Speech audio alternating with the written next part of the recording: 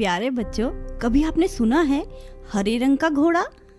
घोड़ा तो सुना होगा, पर हरे रंग का घोड़ा आई एम श्योर आपने नहीं सुना होगा। तो आज जो मैं कहानी सुनाने वाली हूँ वो है अकबर बीरबल के मजेदार किस्सों में से एक रोचक कहानी।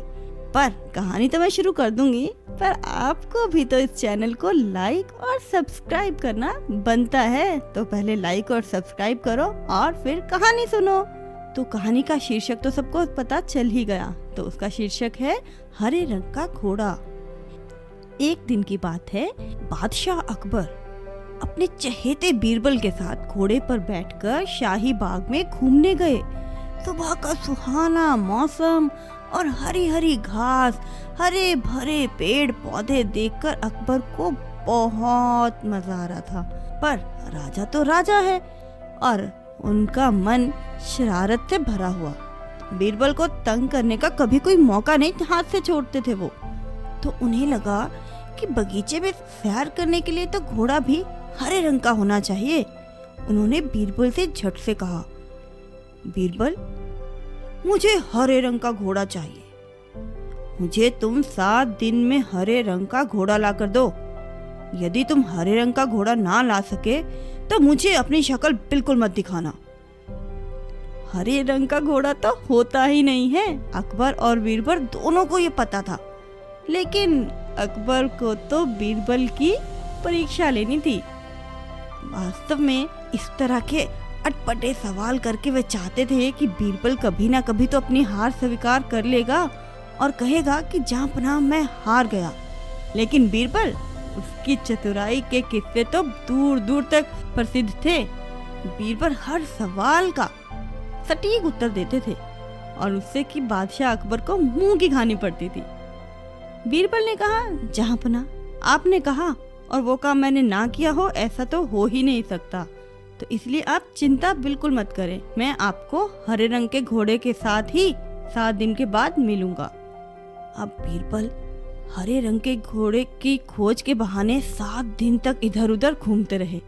8वें दिन वो दरबार में हाजिर हुए और बादशाह से बोले, जहाँ पनाह, मुझे हरे रंग का घोड़ा मिल गया है। बादशाह को बहुत आश्चर्य हुआ। उन्होंने कहा, अच्छा, जल्दी बताओ कहाँ है हरे रंग का घोड़ा? बीरबल ने कहा, जहाँ पनाह, घोड़ा तो आपको मिल जाएगा।